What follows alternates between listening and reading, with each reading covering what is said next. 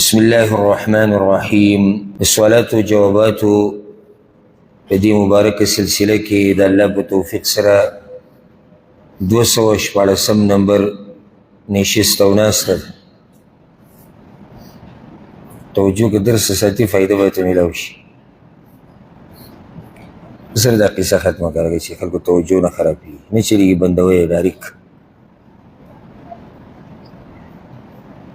د 214 نشست او ناسته ده.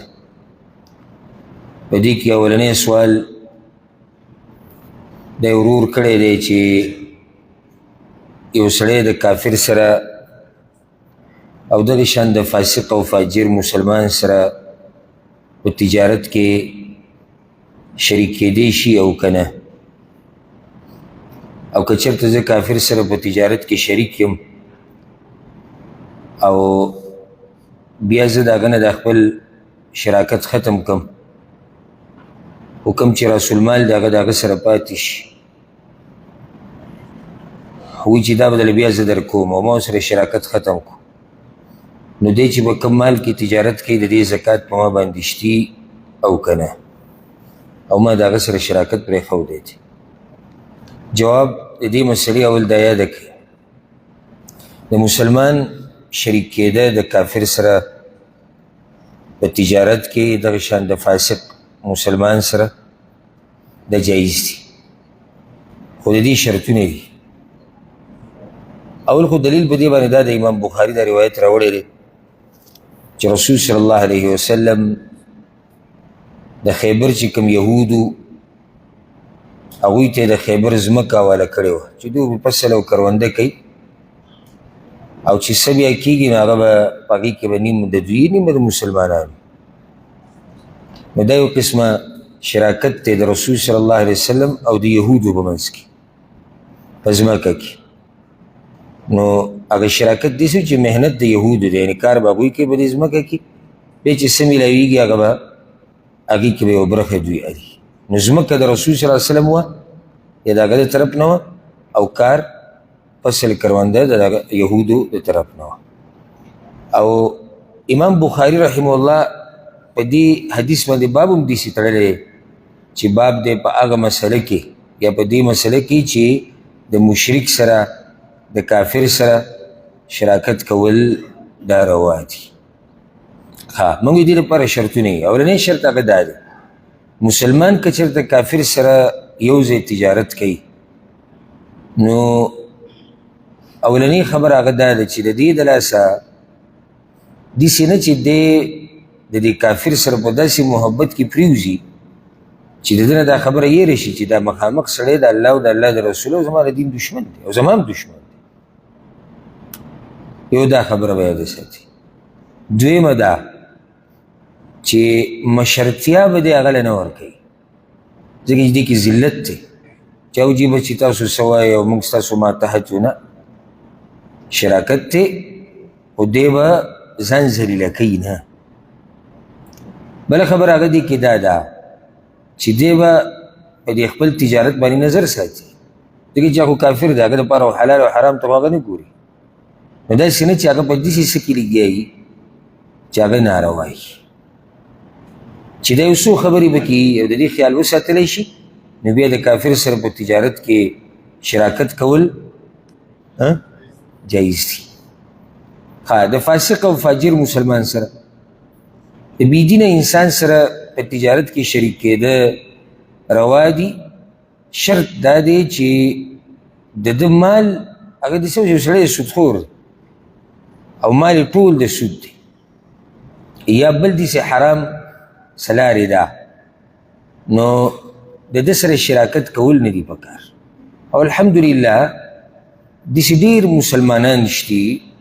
چې د هغوی سره انسان خپل مال شریک کولی شي، د هغوی سره تجارت شریک کولی شي. نو څه ضرورت دی چې یو سړی ځي د کافر سره تجارت شریک کوي، یا د داسې کس سره چې د هغه مال هغه د حرامو دی یا پکې شبهه ده، او که ضرورت را پېښ شي نو جایز دي، خو دغه یو څو شرطونو ته پکې که څه غواړي که د دغې لحاظ وساتلی شو، نو بیا د کافر سره تجارت کول شریک تجارت کول روا دي، او دغه شان د بېدینه مسلمان سره هم شراکت کول جایز دي. ضرور وایي چې زه د دغه کافر سره ما تجارت پرېښود، یعنې کوم چې زموږ پارټنري و هغه ما پرېښود، زما راس المال هغه سره پاتې شو، کوم مال چې ما په تجارت کې لګولو هغه ته پاتې وي چې څه وخت بعد به درکړو. نو په دې تجارت کې چې کوم زکات دی هغه په ما دی نه، زکات په ده باندې نه دی، ځکه چې ستا حصه د هغه سره قرض پاتې شوی، په تا باندې زکات ستا د دې حصې دی، ستا د دې پیسو دی چې د هغه سره قرض دی. نو په تا باندې زکات د ټول تجارت نه دی چې ته اوس ما قشم پارټنر یې، نه ستا خو د هغه سره خبره ختمه شو. نو دا قرضه چې کومه د ده پاتې شوي د دغه کس ته په هغې کې به د زکات حساب ورکوي. والله اعلم. او دغه مسله مونږ په نورو ځایونو کې بیان کړې وه چې ستا په چا باندې قرضی نو د دغه پیسو زکات به څنګه ورکې، دا مسله مونږ تفصیلا په ډېرو ځایونو کې بیان کړې ده. ښه، دا یو ورور سوال کړی دی، و یو سړی دی چې د هغه اراده ده چې منښته وکړي، او اراده یې وایي د خولې نه الفاظ نه وروځي. لکه مثال بلې زه درکړم، یو سړی دا وایي چې یاره زما منښته زه کوم یا نظرانه چې زه به د الله دپاره 3 روجې نیسم، او د دې اراده بله وه چې زه به د الله دپاره د شور څه شی کوي دغه بټن کې دې ووهله نو ښه به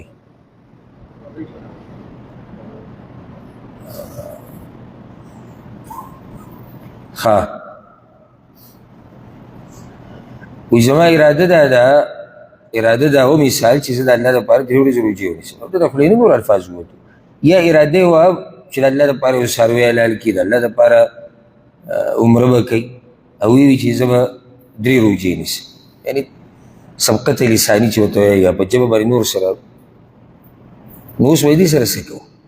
دا به لازم پوره کوو او که نه؟ الجواب، کله چې یو سړی ګوره اراده د منښتې وکړي، او منښته په 2 قسمه ده، یو خو هغه منښته دی چې هغه عبادت ته اوچت الله به اجر درکړي، لکه یو سړی دا وایي چې زه به د الله دپاره دا کار کوم، زه به دا کار کوم، دا کار وایي پوره کول لازم دي. یو هغه منښته ده که الله داسې وکړو زه به داسې کوم، دا کول غوره نه دي. دې کې یو قسمه شرط تړلی دی الله سره، که الله مزدوري راکړه زه به دومره پیسې لګوم، که الله بچی راکړو زه به دا کوم، الله یې کولی شي بغیر ستا د دې منښتې نه، څه ضرورت دی دې ته؟ او دا د حدیث کې راځي که نه چې په دې باندې څه د بخیل نه مال لګوي، بخیل کار دی. ای کوم سړی چې د الله په لاره کې مال لګوي که نه، او یا عبادات د الله دپاره کوي، نو د هغه د شرطونو مرطونو ته ضرورت نه وي. الله که ماله مزدوري راکوي او که نه راکوي، زه د هغه بندګي کوم. که الله دا پلانې کار کوي او که نه کوي، دا د هغه مرضي ده. څوک د هغه نه تپوس نه شي کولی چې زه پرې وایم که الله دا وکړو زه به داسې کوم. ستا دا منښته 2 خبرې یادې کړه، ستا دا منښته کول الله لره مجبوره کوي، نه ګورئ دا مسله یاده کړه. ته دا وایې که نه چې یاره که پلانې کار الله وکړو زه به داسې وکړم، د دې دلاسه الله مجبوره کېږي، نه ګورئ. نه ستا د دې خبرې دلاسه په الله زور راکړه والعیاذ بالله هغه به دغه کار کوي، نه. دویمه ده، که ته داسې ووایې چې زه به د الله دپاره داسې وکړم، که الله داسې وکړو، نو الله یې بیا هم دې دپاره نه کوي ځکه چې ته یو عبادت کوې د هغه. الله خو د دې ټولو بندګانو د عباداتو ته ضرورت نه لري، نو ستا دې منښتې ته هغه څه ضرورت لري؟ ځکه دا مکروه ده. مکروه مطلب یعنې کول یې غوره نه دي. که څوک وکړي بیا به پوره کوي، بیا عبادت دی. دا شرطونه مرطونه الله سره تړل مناسب نه دي. ها ابتداء څوک داسې ووایي چې زه به د الله دپاره دا کار کوم، په ما لازم دي زه به الله دپاره دا کوم، دی بیا یو عبادت ته په ځان لازم کو او سر ته به یې رسوي. اول خو دا مسله یاده کړي. دویمه بیا یو سړی دی د هغه اراده ده چې یو منښته وکړي، او الفاظ د هغه د خولې نه نور ووتو، اراده یې ده چې زه یو ورځ روژه ونیسم، هغه د په ژبه باندې وایي چې زه به عمره کوم. نو موږ دا وایو چې کله یو انسان اراده وکړي د منښتې او د ده ژبه مخکې شي او نور څه ووایي، نو د ده دا منښته پوره کول په ده لازم نه دي. ولې؟ ځکه چې په منښته کې صرف نیت نه دی، تلفظ به هم کوي، او د تلفظ د یو ځای کې نیت شتي خو د هغې تلفظ یې نه دی کړی، او د دې بلې نیت نشته او تلفظ یې کړی دی. ورسېدې په دې مسله کې نه یو سړی زه به عمره وکړم دی ووي اصل کې ده غوښتلی نه و چې عمره وکړي نو څنګه د ده دا نیت د منښت دا صحیح شو او په دې داسې مثال دی لکه علماو پې مثالونه ورکړي دي لکه یو سړی د قسم وخوري بغیر د ارادې او د قصد نه سبقت لساني وشي غوسه دی بیمار دی او د خولې نه ووتو زما دې په الله قسم دي وروسته سوچ وکړي زما خو دا اراده نه وه نو چې دا اراده نه وه نو دا قسم لغوه شو لغوه مطلب یعنی په دې څه حکم نه دی بنا نه په ده باندې پوره کول هغه لازم دي ځکه چې اراده نه وه او انما الاعمالو بالنیات د اعمالو دارو مدار چې دی هغه په نیتونو باندې دی یو سړی به ماته دا وایي چې دا خو قسم تا مثال کې ذکر کو او مسله روانه د منښتې ده نو عقبه بن عامر رضی الله عنه روایت دی او په صحیح مسلم کې دی رسول صلی الله علیه وسلم وایي انما النذر یمین منښت هم قسم دی لکه یو سړی دا وایي چې زه به د الله دپاره 100 روپۍ ورکو دا داسې دي لکه زما دې په الله قسم وي چې زه به 100 روپۍ ورکو د رسول صلی الله علیه وسلم حدیث ته انما النذر یمین کفارتها کفارة الیمین د دې منښتې د نه پوره کولو کفاره هم حق د قسم کفاره ده نو حاصل د جواب هغه دا شو چې د دې سړي دا منښت چې صرف یې تلفظ کړی د هغه په غلطۍ سره دا منښت پوره کول په ده لازم نه دي ځکه چې نیت نه و د دغې هغه صرف جمع خوځېدلې ده په هغې باندې والله اعلم ښه دا ورور سوال کړی دی او دا فایدهمند سوال دی خصوصا زمونږ د معاشرې لپاره وی ما یو ځای کې دا خبره وکړه چې رسول صلی الله علیه وسلم به په کور کې د بیبیانو مرسته کوله په کار کې یا بعض د کور کارونه یې پخپله کوله په دې کې بعضو کسانو په ما باندې رد وکړو او ما ته یې دا ووایي چې دا د سړیتوب خلاف خبرې دي او دا د عقل او د پښتو خلاف خبرې دي بیا مخکې ما سره دومره څه نه و چې ما هغوی له جواب ورکړی وی پوره نو د دې مسلې وضاحت پکار دی الجواب اولنۍ مسله دا یاده کړي زمونږ معاشره کې یو قسم خلک دي چې هغه پښتو او اسلام په مقابله کې ودرېږي دا هغه لیبرل علمانیان او نور نمونه هم شتي هغه یې نه وایم بیا به پرې تاسو پوره ورسوي دوی پښتو او اسلام مقابله کې ودرولی دي کله چې د اسلام خبره وکړي پښتو حالانکې د ده دا مسله په پښتو کې هم نه اولنۍ خبره دا ده دویم او که بالپره شوه په پښتو کې آیا د پښتو رسم و رواج د الله له طرف نه رالیږلی شوی دی آیا د پښتو رسم و رواج پیغمبر موږ ته ښولی آیا پښتو رسم و رواج قیامت پر وروسته پوښ کي رسم و رواج جوړ شوی دی انسانان دقې شان روان دي را روان دي او د هغوی یو رواج جوړ شوی یو ځای کې موږ ته پته ولګېدې چې صحیح دی دا رواج د پخوا نه را روان دی خو دا غلط دی او دغې موږ الله رانیسي نه په دې الله اجر راکړي د دې طبقې نه ځان ساتي ده چې پښتو او اسلام دا په مقابله کې ساتي موږ الحمدلله اسلام دا زمونږ دین دی موږ پې ځان قربانوو هر چې پښتو ده دا زمونږ قام دی زمونږ نسب دی زمونږ کړه وړه دي زمونږ هر څه دي خو دومره ده چې دا څه منزل من عند الله نه د الله طرف نه نه رالیږلی شي په دې کې انسانانو سره دننه کړي څه یې ویستي دي نو موږ هم انسانان یو څه پکې دننه کولی شو څه یې ویستی شو چې کله هغه خبره د شریعت خلاف بس نور چې د شریعت خلاف نه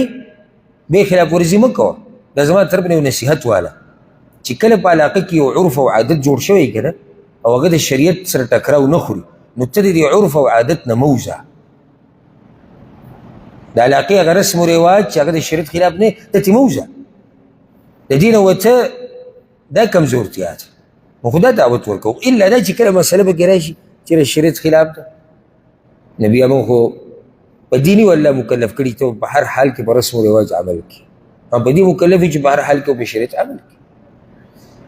دا خلک چې کله د اسلام خبره ورته وکړي د پښتو رایې دی دا ما تاسو ته خبره ذکر کړې زه یو پیر یو ځای کې ناست وم یو کس هلته ناست و هغه هم دقه نظریې واره اوس یې خفه ناست و غوسه نو دا ډېره مخکینۍ خبره ده. په هغو ورځو کې ما په معهد کې سبق وي ثانویه کې چې زه ورننوتم نو به دا سړی دقه شان خفه ما ته د مخ نه اندازه ولګېده چې دی د دین نه خفه دی. ډېر داسې تاو راتاو شو. بیا په اخره کې ما ته ووایي چې دا چې دا پنسې د ګېټو نه بره ساتلي دي که نه نو موږ خو لکه پښتانه یو. اوس سړی په لاره روان یي او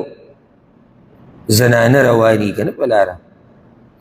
او د دغه ګېټو نه تا پنسې بره کړي او د خپو دا ویښته ښکاري فتنه نه جوړېږي دی نه. ما ورته ویل ته خو مشرې او زه به تاله دا خبره د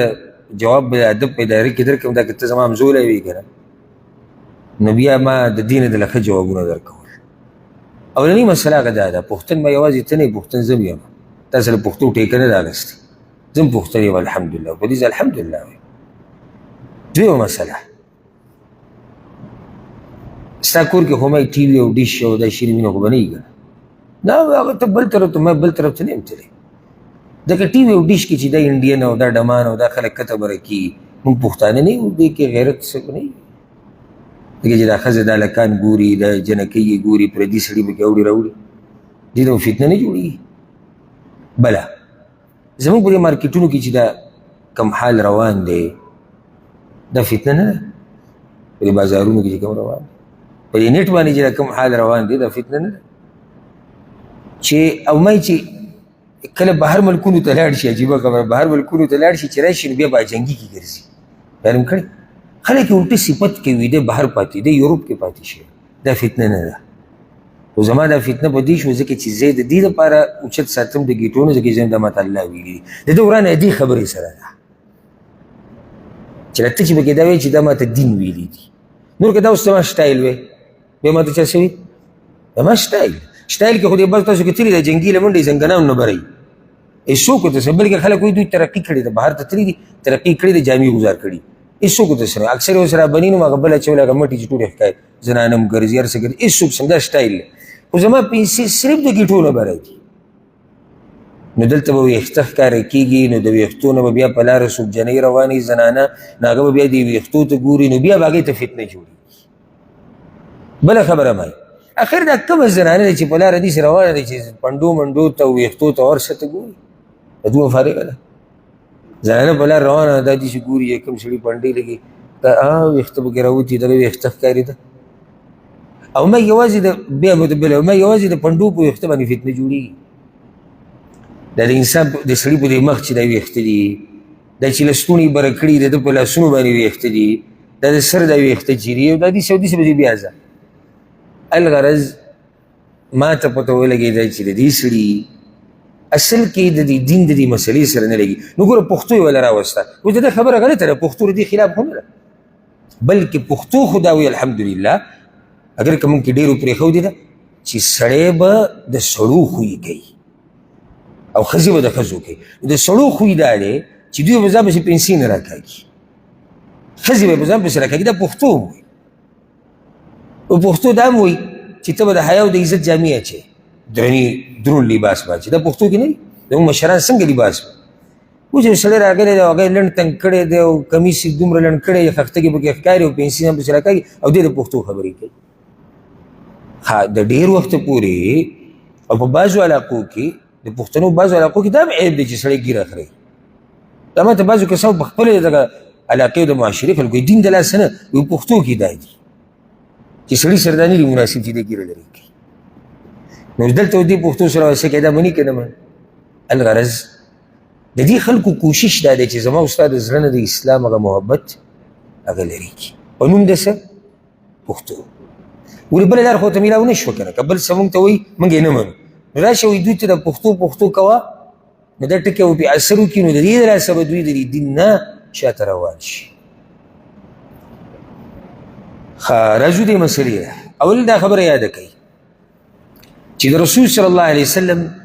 زه درته دا مسله ښه تفصیلا بیانوم داسې نه چې څوک دا جواب ختم شي او څوک بیا هم نه وي پوه وګورئ غوږ ورته کښېږدي. د رسول صلی الله علیه وسلم عجزي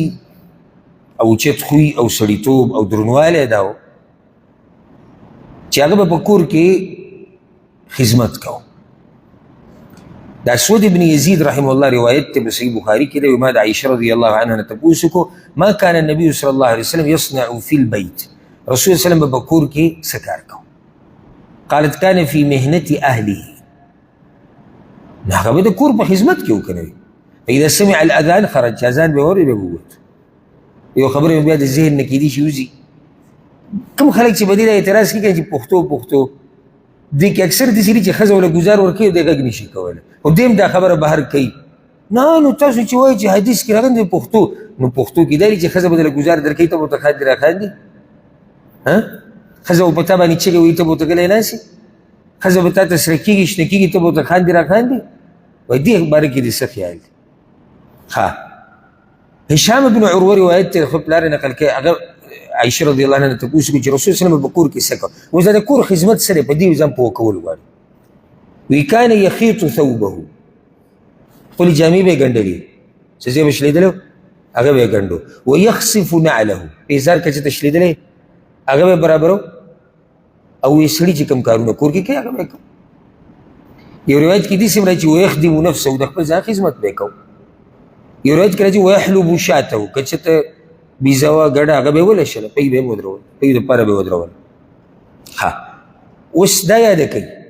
دا هغه کارونه رسول الله وسلم په کور کې کوي چې دا د هغه خپل خدمت دی. د رسول الله وسلم نه داسې نه دي ثابت په صحیح سند باندې چې هغه هغه کار کړی کوم کار چې د زنانو خاص وي. اول خو دا نقطه یاده کړي، د زنانو خاص کار څه دی؟ ډوډۍ پخول، اوړه غیږل،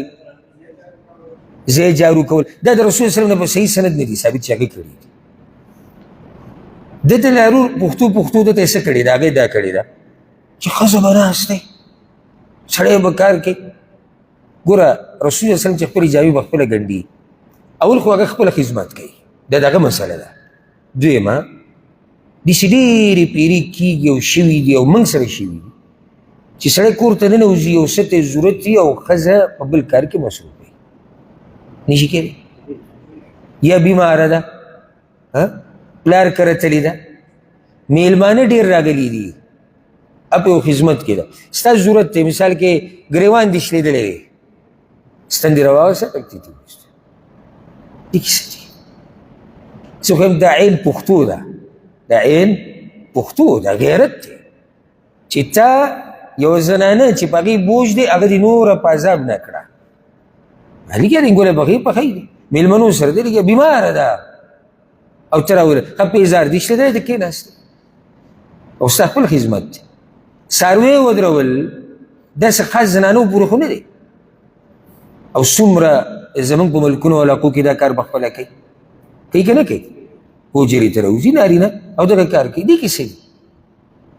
ناول خو دا مسله ثابته شوه چې دا رسول صلی چې کوم خدمت کوو هغه څه و، یعنې هغه څه نه دي کړي کوم څه چې ښځو پورې خاص دي. په دې نقطه زه تاسو پوه کړو.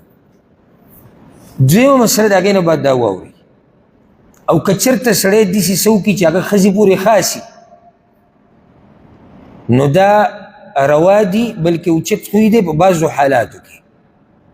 ته کور ته رالې او ښځه بیماره ده او تا چې پوخ کړو دوه پیالې، یو د هغې له ورکړې او تا وڅښو، دې کیسې دي. دا خو اوچت خوی دی، په دې به الله اجر درکوي. دا د یو بیمار خدمت وکړو، هغه بیمار کم یو چې په تا لوی حق دی. ته کور ته راننوتې یو چې د وریځو ښځه ډېره مصروفه ده او بیټک یا څه ځای چې ته پکې ناست یې هغه ځای څښا دی او برش ته راوځه څه پاک کړو، څه چلو شو؟ دا کار منع کله دی یا مناسب کله نه دی چې ښځې په خپل باندې اخبار چوري او ته کارونه کوي. اوس که دلته څوک وایي چې پښتو نو موږ وایو د پښتو خلاف صرف نه دی، د شریعت هم خلاف دی. د ښځې دا کار دی چې دا به د خاوند خدمت کوي، د هغه د کور خدمت، د هغه د بچو، د هغه د میلمنو، دا خدمت به کوي.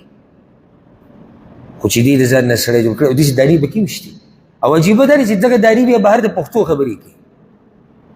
دننه یې کور کې اکثر هغه شی هم غاړې ته اچولی، هغه لوښي چیز او ټول کار ده ته والی. پرون زما خواله انډین راغی، احمد شاه دغه مسله واورېد، ډېر عجیبه کیس وکړي. ستاسو خیر و درس نه بعد دلته ما سره ودرېد او ډېر اوږده کیسه وکړه، خپل زوی کیسه وکړه. شکر وباسئ چې الحمدلله مسلمانان یو او پښتانه یو. نو هغه مسله دا ده چې زما خپل زوی له واده وکړو، هغه وایي د 21 کال دی. نو چېرته هغه ښځې ورته ویلي دي چې زما دا خپې چاپي کوه، دی په دې غوسه شوی دی چې څنګه ته زما ښځه یې، څه به ستا خپې چاپي کوم، او په دې غوسه شوی تا زما بېعزتي کړې ده. او جنۍ تلې ده مور کره، دی پسې بیا هلته تللی فیصلې له. هغوی ورته ویلي چې رور اول خو دا خبره یاده کړه چې موږ د جنۍ په واده باندې 20 لکه روپۍ لګولي، ګپ نه دی. دا رسم و رواج موږ کې چې دی دا جنۍ دا سامان چې دي دا هم د هندوانو رواج دی. نو هغه خو انډیا کې اوسېږي، هغو کې خو شتي شتي. اول خو 20 لکه روپۍ دي، په دې کې به ته خپېرې چاپېږي.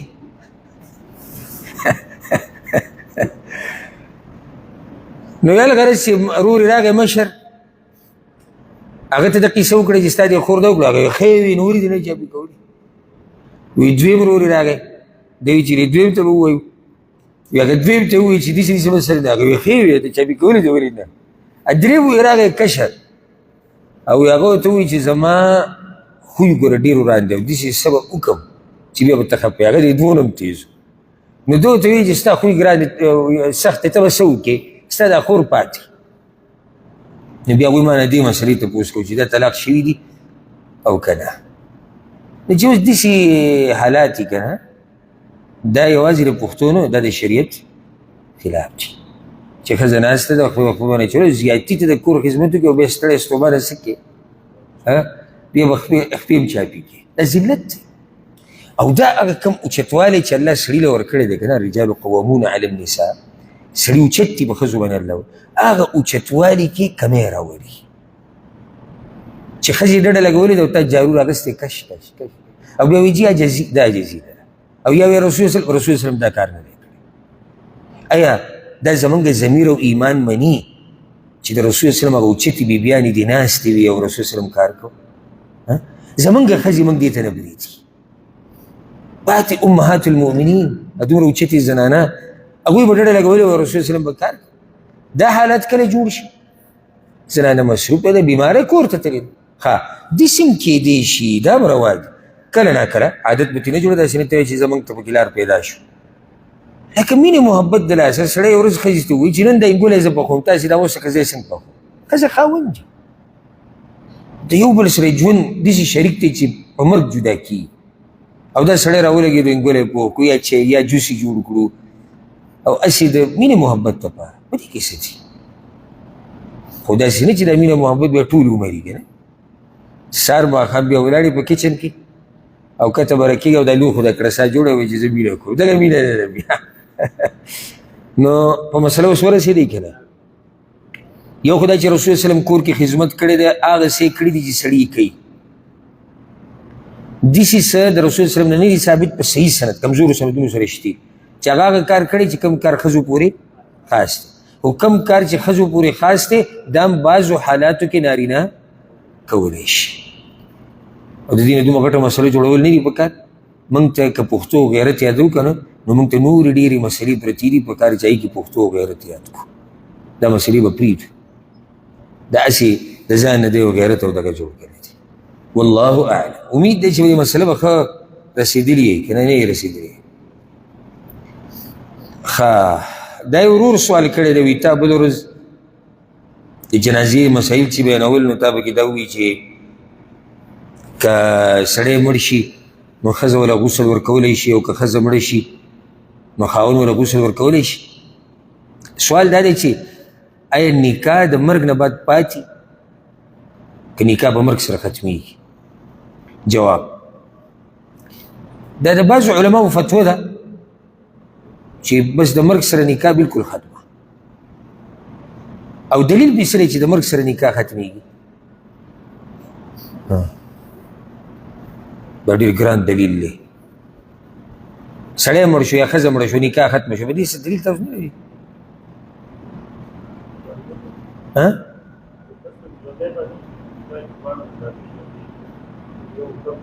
صحیح شو، یو مړ شو نکاح ختمه شو، بیا وروسته څه داسې څه دي چې موږ هغه وینو او موږ وایو چې وګوره نکاح ختمه ده ځکه یې دا کار وکړو.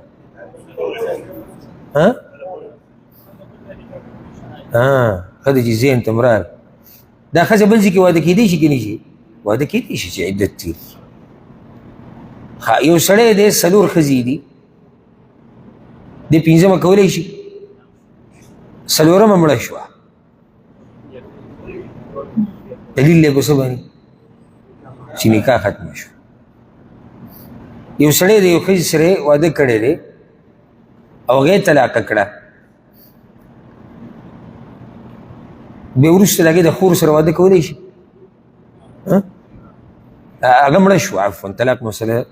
مثال به ځای لري. خور یو ښځه مړه شو، بیا دې د هغې د خور سره واده کوي، کولی شي که نه شي؟ کولی شي. که چېرته نکاح نه ختمېدی بلکل، نو بیا خو حدیث کې من راغلی چې 2 خویندې نه شي جمع کولی. ورسېدی به دې مسله. خو دې کې بیا ګوره یو ډېره د سوچ خبره هغه دا ده، نکاح ختمه شي خو د نکاح بعض آثار پاتې. آثار ویل نکاح نه، نکاح ختمه شوه خو آثار یې پاتې. څنګه آثار دي؟ یو سړی به چې داسې آثار دي لکه ګوره زنانه خپل خاوند له غسل ورکولی شي. دا خو په دې باندې خو د فقهاو اجماع ده، ټول امت علما وایي ښځه خاوند له غسل ورکولی شي، خاوند هم ښځې له ورکولی شي، صرف بعض علما یې نه مني. بعض هغوی ولي وایي دا خاوند چې مړ شي نو ښځه عدت تېروي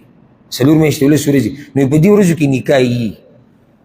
نو ځکه دا ښځه خاوند له غسل ورکولی شي، خو خاوند نشي ورکولی ځکه چې خاوند باندې عدت نه وي، او دا قول د هغوی کمزوري او بل اوس مونږ خبره کړې، خو دا یو اثر پاتې شو. او په دې ډېر دلایل دي چې ښځه خاوند یو بل له غسل ورکولی شي، که خاوند مړ شو که ښځه مړه شو. دویم ګوره اثار د نکاح دا پاتې کېږي چې دا ښځه د دې خاوند سره به په جنت کې، که بلکل نکاح داسې ختمېدی چې آثار او هر څه یې ختمېدی، نو بیا دا ښځه د خاوند سره په جنت کې څه کوي؟ او قرآن کې الله وایي ادخلوا الجنة انتم وازواجكم تحبرون، جنت ته ننوځئ تاسو ستاسو بیبیانې. معنی ده چې د دې ښځې او خاوند دغه نکاح اثرات لا پاتې دي شتي. په بل ځای کې الله د ملایکو دعا را نقل کړې ده، ملایک دا دعا غواړي ربنا وادخلهم جنات عدن التي وعدتهم ومن صلح من آبائهم وازواجهم. یا الله دا مؤمنان جنت ته بوځه، ملایک دا سوال کوي الله ته، دوی جنت ته بوځه او کوم چې نیک عمله دي د دوی په بچو کې، د دوی په مور پلار کې او د دوی په بیبیانو کې. دا هم دلیل دی چې څه نه څه آثار هغه پاتې دي. یو بل دلیل پرې واله او ډېر خوندور حدیث دی، صحیح حدیث دی، په المعجم الاوسط کې دی، چې کله ابو الدرداء رضی الله عنه وفات شو، اوچت صحابي و، نو معاویه ابن ابي سفیان رضی الله عنه، د ابو سفیان زوی معاویه رضی الله عنه، هغه لاړ د ام الدرداء ځان له غوښته، اوچته زنانه وه، مشهوره وه په دیندارۍ په تقوا. کله چې هغې عدت تېر کړو څه وخت بعد پسې دې ورغې ځان له یې غوښته. هغې ورته وویلې ما د رسول وسلم نه یو حدیث اورېدلی دی چې ښځه به په جنت کې د هغه خاوند سړی کوم چې اخرنی وي. دا پکې بله مسله حل شوه. یو ښځې یو خاوند مړ شوی دی یا طلاقه کړې ده او بل خاوند سره واده وکړو، دا به جنت کې کوم یو سړی کوم چې اخرنی. هغوی ما د رسول وسلم نه اورېدلی او زه تا وایي په ابوالدرداء باندې نشم غوره کولی. زه غواړم چې زه د ابوالدرداء رضی الله عنه سره د خپل خاوند سره په جنت کې یو ځای شم. ځکه که تا ته زه واده شوم معاویه ته، نو بیا به دا په جنت کې چا سره معاویه سره وي رضی الله عنه. هسې مې د دې نه تاسو ته دا مسله بیانوله چې اصل کې احکام د نکاح هغه ټول ختم شي. احکام د نکاح څه دي؟ لکه دا ښځه د دې خاوند د مرګ نه بعد بل واده کولی شي، خاوند یې کولی شي، او دغه شان د میراث مسلې دي. ها څه نه څه آثار دنیوي او اخروي پاتې شي، د نکاح اثرات پاتې کېږي. والله اعلم. دا ورور سوال کړی دی، وی په منځ کې څه شي ته ډډه لګول، ټیک وهل، په څه شي لاس یې ښوده د ودرېدو دپاره چې سړی ولاړي، دا جایز دی او که نه؟ که یو سړی امسا داسې نیولې ده یا خوا کې ورته نږدې کرسۍ پرته ده په هغې لاس یې ښودی یا دیوال ته لاس یې ښودی، دا جایز دی او که نه؟ اول خو دا مسله یاده کړي چې په فرض منځونو کې ودرېده په منځه کې دا فرض دی. رکن دی چې کوم سړی قادر وي څوک چې د ودرېدو طاقت لري نو په ده لازم دي چې دی به ودرېږي که دی ونه درېد لمونځ یې نه کېږي یو مسلې ته ستاسو ذهن راوړم ما د بعضو خلکو دا کوتاهي لیدلې ده کوم خلک چې پوره نشي ودرېدی زه داسې نشم دا نه یم چې کوم خلک نشي ودرېدی کوم خلک چې پوره نشي یعنې پوره مونځ نشي ودرېدی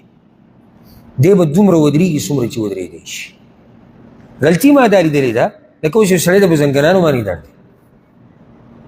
دی د اول سر نه ناسي موږ د نه سوال کوو ته بلکل نشي ودرېدی وایي جي بلکل نشم ودرېدی تکلیف راته ډېر زیات دی بلکل نشم ودرېدی بس صحیح دی پوره مونځ به ناسته وو هغه وایي چې نه زه ودرېدی شم خو چې ودرېږم بیا راته تکلیف جوړ شي نو بیا په عذاب شي نو موږ وایو څومره چې ودرېدی شي ته دومره ودرېږه کله تا ته پته ولګېده چې نور نشي ودرېدی بیا کښېنه دا ګوره ډېره اهمه مسله ده ولې ځکه چې فاتقوا الله ما استطعتم څومره چې ستا طاقت دی دومره د الله نه یېرېږه او بندګي کوه د ده د ودرېدو څه نه څه طاقت خو شتي که هغه به کوي څه نه څه طاقت خو شتي نو ځکه ما بعض کسان لیدلي دي چې هغوی ودرېدی شي یو رکات دوه رکاته درې رکاته خو دی بیا هم ټول لمونځ کې ناست ها د بعض ورونو یو بله غلطي لکه یو سړی دی هغه ته سجده لګول ګران دي نشي لګولی او رکوع کولی شي ما غلطي د بعضو دا لیدلې ده هغه بیا رکوع او سجده دواړه په اشاره باندې کوي حالانکې دی رکوع کولی شي نو چې ته رکوع کولی شي رکوع به ښه صحیح کې سجده ته نشي لګولی د بیمارۍ یا کمزورتیا د لاسه نو بیا ته سجده کې اشاره کولی شي ها د ورور د څه تپوس کړم توصیت دي که نه مانځه کې څه شي ته ټیک لګول په څه شي باندې ځان ټینګول داسې هم ویلی شي نو په مانځه کې ودرېده موږ وایي لازم دي که چېرته د چا د دې طاقت نه وي نو دی به په ناسته لمونځ کوي صحیح بخاري کې د حدیث ته عمران بن حسین وی رضی الله عنهما وی کانت بي بواسیر په ما باندې بواسیر بیماري وه د رسول وسلم نه مې تپوس وکړو چې یا رسول الله د لمانځه څه وکړم بیماري را باندې تکلیف دی وی هغه راته وایي چې صلي قائما اصل خدای چې مونږ په ولاړه کړي فإن لم تستطع فقاعدا او که نشي په ولاړه نو بیا په ناسته کوه فإن لم تستطع فعلى جنب او که نشي کوی په ملاسته کوه په یو اړخ باندې پروت کوه په اړخ هم نشي کولی سیده پرېوځه کوئ او انس بن مالک رضی الله عنه حدیث دی په صحیح بخاري صحیح مسلم کې دی چې رسول صلی الله علیه وسلم یو پیر د اس نه ولیدلی نو چې د اس نه ولیدلی نو د هغې د لاسه د خی اوږه او دا خی طرف یې زخمي شوی و د خپې ده نو چې کله موږ په هغه پسې ورغلو تپوس له بیمار پرسۍ له د مانځه ټیم شو نو مونځ یې په ناسته وکړو مونځ یې په ناسته وکړو ولې ځکه چې نشو کولی نو چې څوک په ناسته په ولاړه مونځ نشي کولی نو په ناسته وکړي هسې دې کې یو قول درته ذکر کوم د په سلفو کې د یو عالم اگر که په دې قول باندې هم څه نه څه نیوکه کېدی شي میمون ابن مهران رحمه الله اگر نه چا تپوس وکړو وی موږ به دا څنګه معلوموو چې دا سړی ودرېدی شي که نشي ودرېدی وی اذا لم يستطع ان يقوم لدنیا فليصلي جالسا که دی د دنیا دپاره نشي راپاڅېدی نو بیا دې په ناسته لمونځ کې بیا دې ښه صحیح نشي ودرېدی او که د دنیا دپاره نیغ موږی او ګرځي را ګرځي او کته ځي او بره ځي خو چې لمانځه ټیم راشي د زنګنان دړ شروع کړي د ولي دړ شروع کړي د جوړونو دړ شروع کړي نو بیا دغه عربو خبره فيه ما فيه بیا پکې څه نه څه قیصه شتي سهار نه ماښام پورې دې ښه کته بره کېدو لمونځونه ټیم نه او دا وزنونه یې اوچتول او دا منډې وایلې او دا هر څه یې کول خو چې ډېلې سومنټ له دې جومات ته راغی نو اول کرسۍ لټوي که کرسۍ میلاو نه شو بیا ګوټ ګوري که ګوټ میلاو نه شو بیا ستن لټوي که ستن څه ځای میلاو نه شو نو بیا بل څه ترتیب خو لکه سړی وایي زه خراب یم نو دا هغسې ناشنا خبره کړې ده وایي که د دنیا دپاره نشي ودرېدی نو دی بیا ښه صحیح نشي ودرېدی نو بیا دې لمونځ په ناسته کوي او که د دنیا دپاره ودرېدی شي نو واضح ده بیا خو برابر دی خو ما تاسو ته وایي چې به دې نیوکه کېدی شي هغه نیوکه څه ده د ده دا خبره مطلق صحیح نه ده او هغه داسې هم کېدی شي چې ته ښه برابر یې او دا ستا او د الله منځ کې تا ته پته ده ستا نه مخکې الله ته پته ده څه برابر وي اراده دې وه چې زه به مونځ ښه صحیح کوم او چې لمانځه ټیم راغی ستا په ملا درلاړ نشي کېدی او ته ودرېدی نه شي نو اوس مونځ په ناسته وکړه دا ماوي نیوکه کېدی شي نو دا ډېره ښکلې تله دې امام موږ له په لاس کې راکړې د دنیا بیماران پې موږ معلومولی شو دنیا بیماران لکه اکثر دا ویډیوګانې راشي دا سوالګري چې ګرځي را ګرځي او بلکل به په سلوري روان وي او چې د پولیس د ګاډي دا ټنګ واوري که نه نو روغ رمټ نیغ منډه به کوي دومره تیزه منډه وایي چې بعض ویډیوګانې که پولیس یې نشي نیوی نو د بعضو دا مرضونه د سر بوج د طبیعت خرابېده دا ټول هله راشي چې کله د دین مسله راشي نور که فیسبوک ته دې کېنو که باغچې ته دې وویستو که بازار ته دې بوتو که ملګري سره په چکر ووتو که د مزدورۍ ټیم راغی نو د ده په شان به پکې بیا وینني الله دې زموږ په حال رحم وکړي ها اوس یو سړی دی هغه وایي زه ودرېدی شم خو یو خبره ده څه وایي په څه شي به لاس اږدم نو بیا ودرېدی شم په امسا په دیوال په کرسۍ خوا کې کور کې مونځ کې یو ټیبل پروت دی په هغې نو موږ دا وایو چې او دی به دغه لازم کوي لازم به کوي ولې به لازم کوي نه نه ودرېدی شي ځکه چې موږ چې ناسته باندې مونځ هغه د چا لپاره چې هغه بلکل ودرېدی نه شي ودرېدی شي سره دی چې په امسا ټیک ولګوي په بل څه شي چې ورته خوا کې اسانې نو بیا دی بلکل دغې ته ډډه لګولی شي والله اعلم نفلي منځونو کې ګوره بې حاجت هم لګولی شي دا فایده یاده کړه حدیث کې دا راځي که نه چې یو سړی نفلي منځ کوي او په ناسته وکړو نو دې ته نیم اجر د ولاړې میلاو شو نو ته نفلي منځ هسې هم په ناسته کولی شي لکه یو سړی تهجد لره پاڅېدو او خر وغرمټ ته مونځ یې څه وکړو په ناسته وکړو نو د ده دا مونځ صحیح دی که نه صحیح مونځ یې ښه صحیح دی والله اعلم او ولې صحیح دی ځکه چې نفلي مونځ دی مونځ یې په دې صحیح دی ځکه چې نفلي دی ښه دا به یو سوال والو دا به اخرنی سوال والو دا یوې خور تپوس کړی دی زه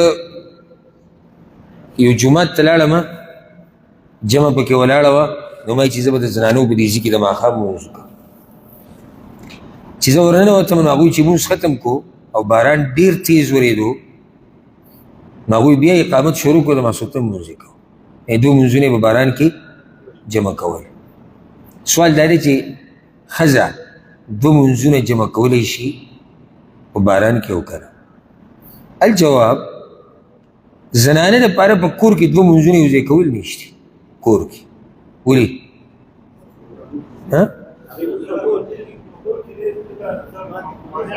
او تیسې جواب راکوي ډاډه نه